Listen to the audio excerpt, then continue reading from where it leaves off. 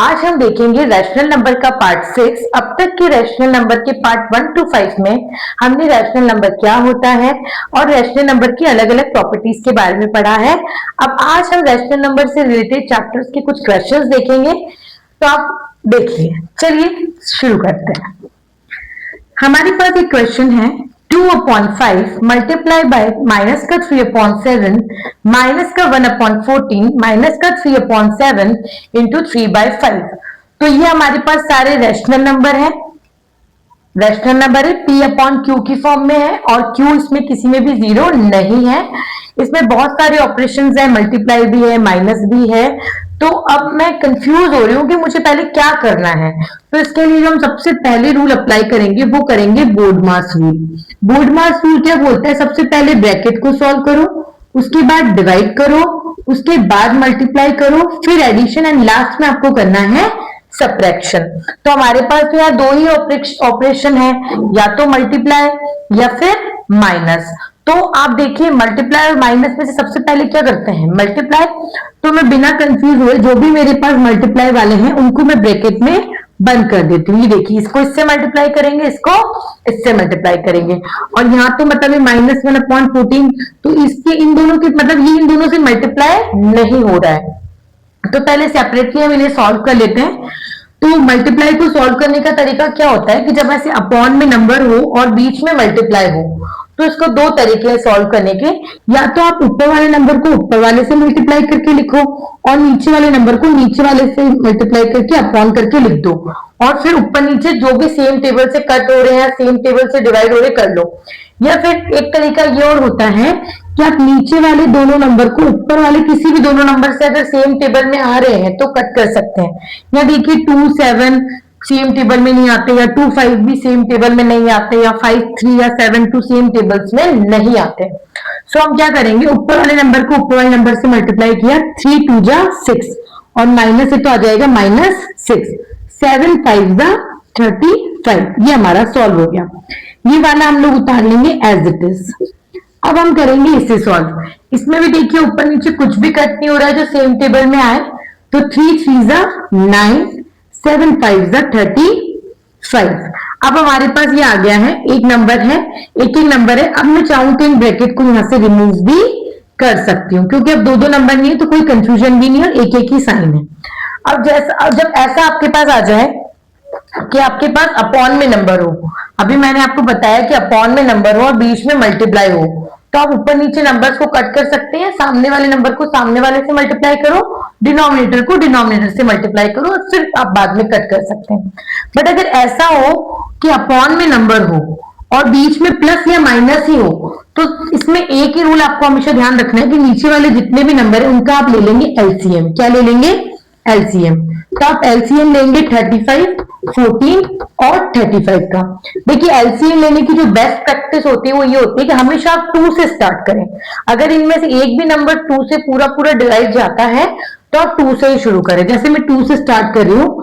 आप 2 की टेबल में क्या 35 आता है? नहीं, 2 की टेबल में 35 नहीं आता और 2 से 35 पूरा पूरा डिवाइड नहीं होता है। तो मैं 35 को एज इट इज उतार लूंगी। फिर 2 की टेबल में 14 कितनी बार बोलने पे आता है? 7। 2 की टेबल में 35 नहीं आता। अब आप देखिए इनमें से कोई एक भी ऐसा नंबर है जो 2 की टेबल में आता है? नहीं। 3 की टेबल में कोई भी नंबर नहीं आता।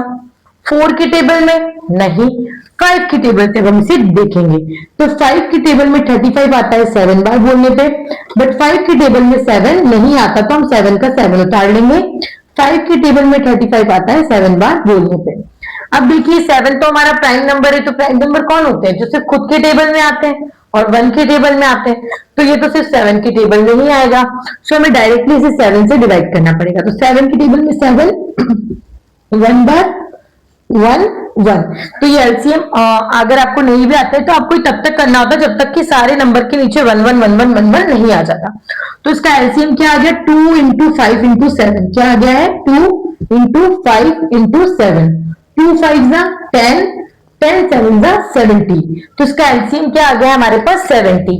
हमें कुछ नहीं करना है, ऐसे लाइन बनाकर कि हम यहाँ पे लिख देंगे 70।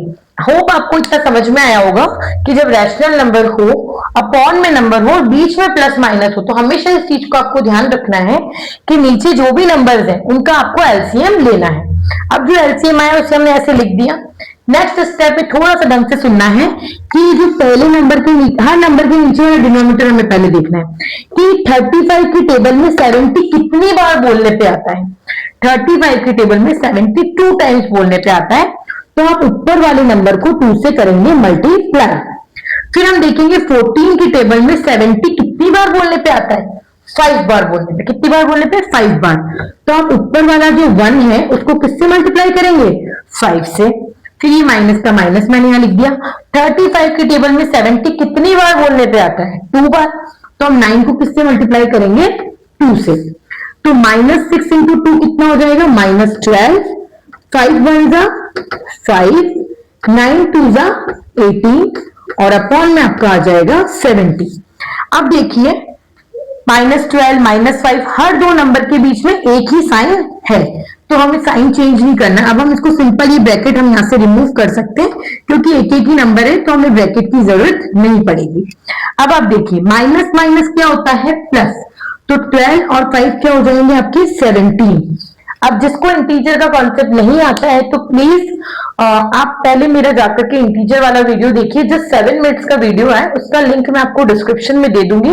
इंटीजर्स का कॉन्सेप्ट क्लियर होना आपको बहुत ज्यादा जरूरी है, क्योंकि हम जितने भी क्वेश्चंस करेंगे, अभी नहीं आगे भी बहुत जितने भी क्वेश्चंस करेंगे, तो इंटीजर वाला कॉन्सेप्ट आपके दिमाग में एकदम से क्लियर होना चाहिए। तो आपको नहीं आता तो please pause the video here and go and check that video first and then come again.